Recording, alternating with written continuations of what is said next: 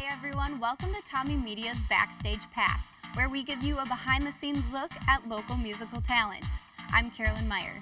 Since 2017, Yam Haus has been playing original music at venues and breweries across 16 states and 4 countries.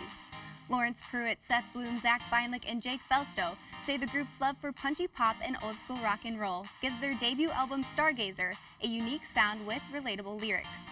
Today they're joining us for a performance of their newly released single, Get Somewhere. Stay tuned for Yam Haus with your Backstage Pass.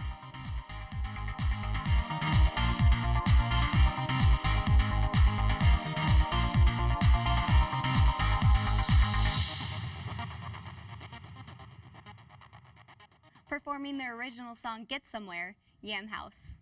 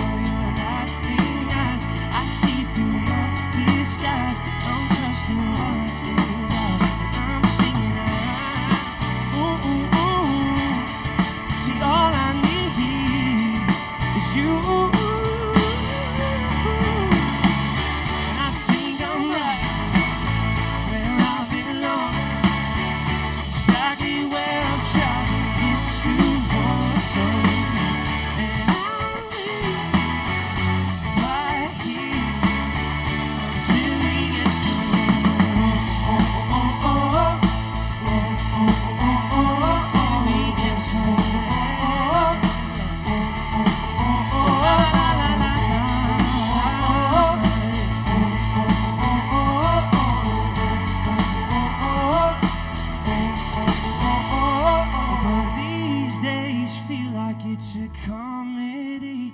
I used to laugh along, but the joke is now on me. And she's not something that I'll get to love.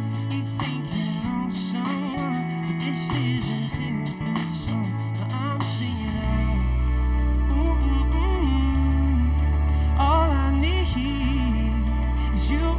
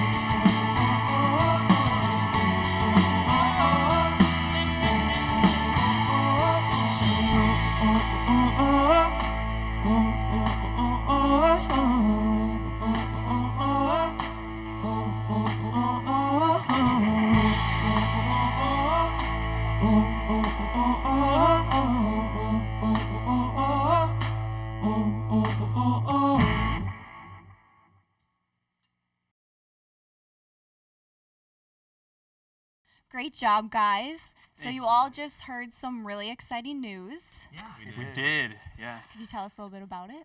Yeah, we are opening up for Bishop Briggs this evening at First Avenue. And the greatest part is that it's like already a sold out show. So we're just showing up with our guitars and we're going to play at the place we've always dreamed to play, which is the main room at First Ave tonight for the first time. It's crazy. So we are actually emotional and stoked right now. We're truly. We literally found out as we finished the song. We saw the email right before we started this So if interview. you see So tears at any point, that's why. We're on cloud nine right now. That's so exciting. What a great opportunity. Yeah, We're excited. So, Lawrence, what was the writing process for songs like Get Somewhere and the others that appear on your album? So what's crazy is where we're at now is so much further along than where it was when it started. So these songs are actually sort of a personal time for me. I went through a really tough breakup. So not to get too personal, but it really did happen, and it was strange because at the same time as that, I also had an opportunity with a little record label in my hometown who basically like laid out a red carpet and was like, "What do you want to do?" So it was this awesome opportunity at the same time as a really challenging personal situation. And a lot of these guys were around for that. We were all kind of just trying to figure out what we were doing with our lives, and so it was this organic, real thing for me. And then kind of the band and this whole process developed a little bit after that.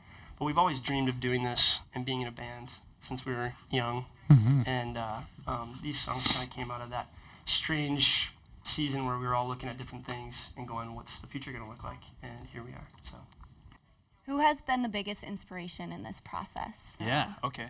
I think something for me was like on the label that we're working with, our producer Mark has been like a huge, just like guidance and like coach along the way in terms of just musically, personally.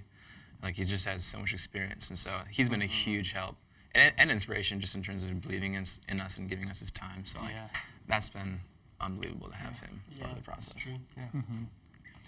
And Jake, you all vlogged every day for an entire year. Tell us about that. Absolutely. Yeah, absolutely. It's a crazy thing. Vlogging is an insane thing. The idea of filming your life every day and giving people an inside scoop into what you're doing is just such an interesting process. And so we all learned a ton throughout, and what things to share, because I think it's easy early on to feel like you need to share everything, just filming all the time, right? Yeah, here we are. Yes.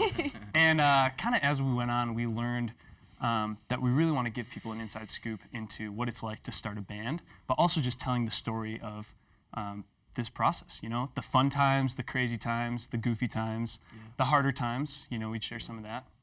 But it was really good. I think we learned a lot about ourselves through the process, but also learned, we met so many people along the way. And that's where a lot of our connections and the people that came to our shows early on was from the vlog and making those videos every day.